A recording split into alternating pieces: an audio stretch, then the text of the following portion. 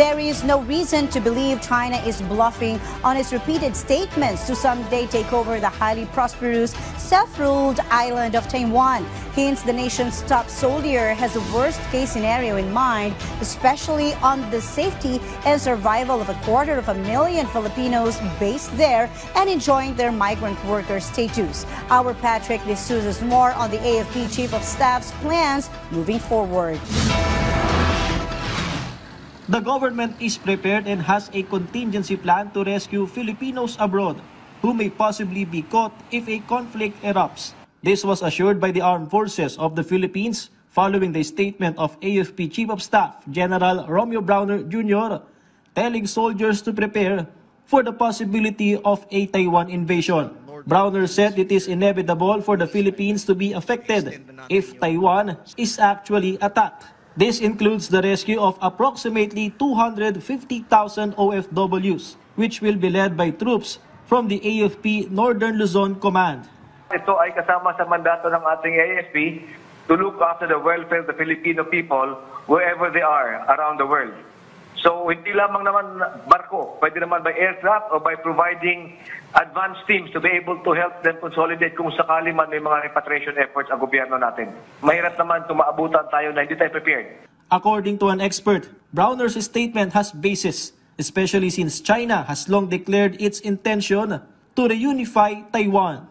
Yung kakulangan ng dialogo sa pagitan ng dalawang panig ay nakakabahala kasi yung risk ng miscalculation, misunderstanding ay tumataas. China continues its military exercises around Taiwan under the Operation Straight Thunder 2025-A, focusing on regional control, joint blockade, and precision strike, according to the Chinese PLA Eastern Theater Command. According to Taiwan's Ministry of National Defense, on Wednesday, they detected the operation of 76 PLA aircraft, 15 PLA Navy vessels, and 4 other Chinese ships. Malacanang assures the public there is no reason to panic. Tama lamang po na magkaroon po siya ng reminder sa buong troops, pati na din po sa taong bayan na we should always be prepared in all contingencies. Kung mangyayari pan po yan, hindi po tayo dapat magtulog-tulog sa ating posisyon at sa trabaho, lagi po tayo handa. Meanwhile, the Philippine Coast Guard shadowed a Chinese research vessel passing through the archipelagic waters of the Philippines, last spotted 50 nautical miles east of Calasaguen, Palawan. The PCG deployed an aircraft, but the research vessel Songha did not respond when asked over the radio. They might just be invoking the right of innocent passage, but we also advise them that they're not authorized or allowed to carry out marine scientific research within our own archipelagic waters.